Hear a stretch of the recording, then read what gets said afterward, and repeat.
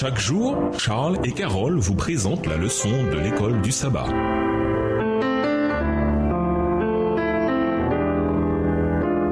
Bienvenue dans votre émission. Dieu nous parle. Nous voilà à la leçon de jeudi, les vainqueurs d'Apocalypse. Ce sont ici ceux qui gardent les commandements de Dieu et la foi de Jésus. Apocalypse 14, verset 12. Voilà comment est décrit le peuple fidèle de Dieu dans les derniers jours. Pourtant, si l'on veut garder les commandements de Dieu hier ou aujourd'hui, la foi de Jésus demeure le seul moyen. Remarquez que le texte ne dit pas foi en Jésus, bien que cela soit extrêmement important. L'expression la foi de Jésus va plus loin. C'est la qualité de la foi qui a permis à Christ d'être victorieux sur les tentations les plus féroces de Satan. La foi est donc accordée à chaque croyant. Quand nous exerçons la foi que le Saint-Esprit met dans nos cœurs, cette foi grandit. Nous sommes vainqueurs, non grâce à notre volonté, mais par la puissance du Christ vivant qui agit en nous. Nous sommes vainqueurs, non à cause de qui nous sommes, mais à cause de qui il est, lui. Nous pouvons vaincre parce que lui a vaincu. Nous pouvons être victorieux parce que lui a été victorieux. Nous pouvons triompher de la tentation parce que lui a triomphé de la tentation. Lisons Hébreux 4, les versets 4 à 16 et Hébreux 7, le verset 25. Quel est le moyen de vaincre et de mener des vies qui craignent Dieu et qui lui rendent gloire? Hébreux 4, les versets 4 à 16. Car il a parlé quelque part ainsi du septième jour, et Dieu se reposa de toutes ses œuvres le septième jour. Et ici encore, ils n'entreront pas dans mon repos. Or, puisqu'il est encore réservé à quelques-uns d'y entrer, et que ceux à qui d'abord la promesse a été faite n'y sont pas entrés à cause de leur désobéissance,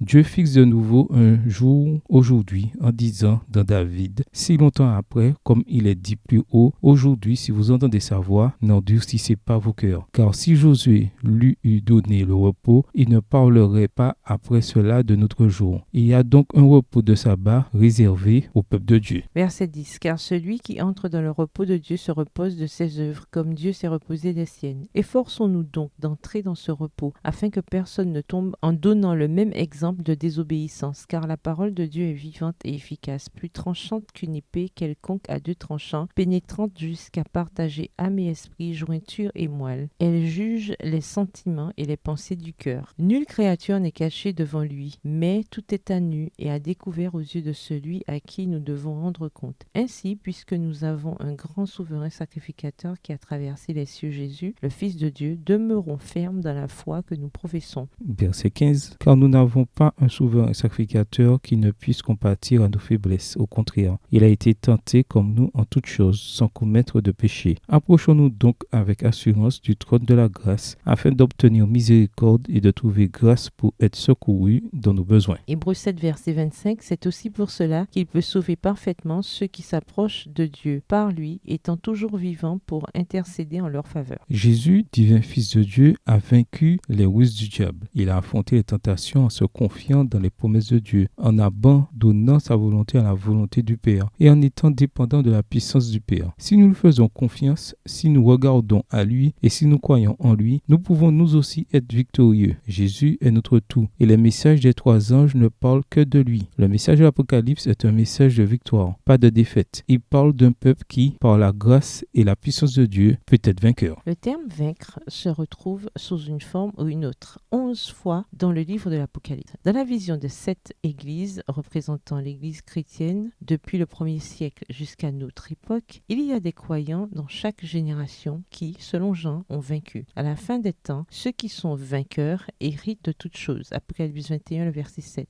Il ne s'agit pas de l'égalisme, mais de la victoire à travers Jésus-Christ, dont la vie parfaite de justice, parfaite, et elle seule leur donne la promesse de la vie éternelle. C'est la foi en action. C'est la grâce qui transforme, qui change la vie, la grâce miraculeuse à l'œuvre dans la vie du croyant. Y a-t-il des choses dans la vie que vous voudriez vaincre? Comment traduire nos aspirations en actes? Quelles mesures pratiques prendre pour être l'un des vainqueurs d'Apocalypse? Au revoir. Et à demain si Dieu veut. Dieu nous parle. Chaque jour, Charles et Carole vous présentent la leçon de l'école du sabbat.